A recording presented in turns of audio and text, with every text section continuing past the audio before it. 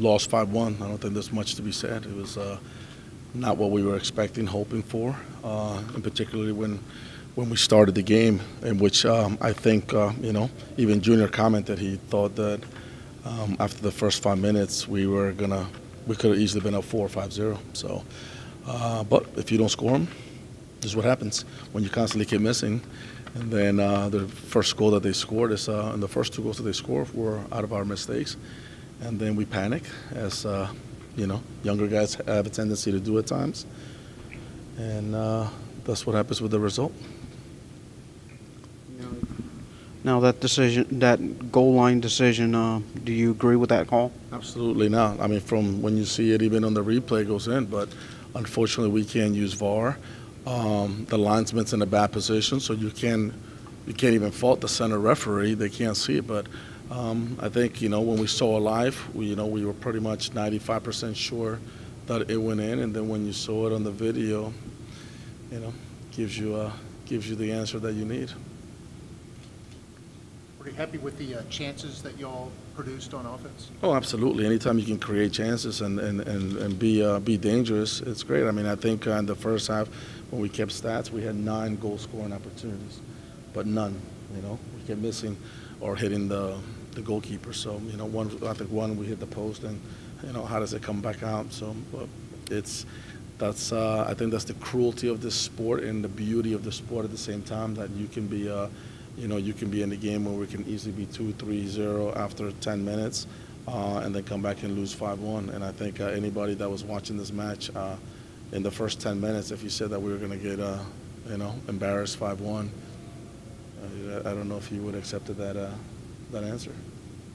Coach, it seemed that in this match, the back line was easily beat in the counter attacks. What is good going forward? How can we improve this aspect of the defense?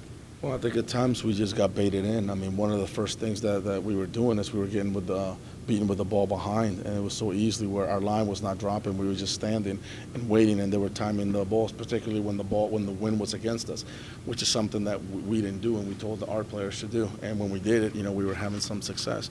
So that's something that we need to work on. I think even throughout the preseason, that's something we kept preaching in regards to where's our line of confrontation. And sometimes, you got to back up and not leave so much room in the back. The other one is we got desperate. And so we had at one point in one set piece, we had 8 guys in the box. And we've never practiced that. We've never preached that. But that's what happens when you become disorganized and it becomes chaotic. And we're lacking a couple of guys to just talk and be leaders on inside the field.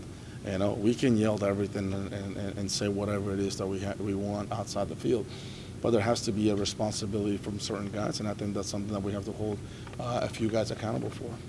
Talk to us about the performance of Garrett McLaughlin.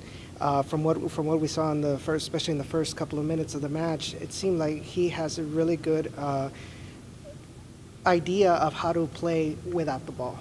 His timing and runs off the ball is something that impressed us the most, and that's something that caught my eye way back, from watching him last year and watching him all through this year in his college days. His running off the ball is outstanding, and it's a lot better than you think. It's just our guys have yet to even figure out how to play him certain balls. So if you're sitting up and watching him and watching how he runs off of people's shoulders, he's beyond his years in that. Obviously, yes, we like to maybe finish a couple more and be a little bit more clinical on those things. But being able to understand and make those runs is something that is outstanding. So now can the rest of the other guys get on the same page and be able to feed them certain balls? So we'll see, and that's something that we'll continue to work on. But I think for me, the most disappointing part right now is just that defensively, some of the goals we let up was just quite poor.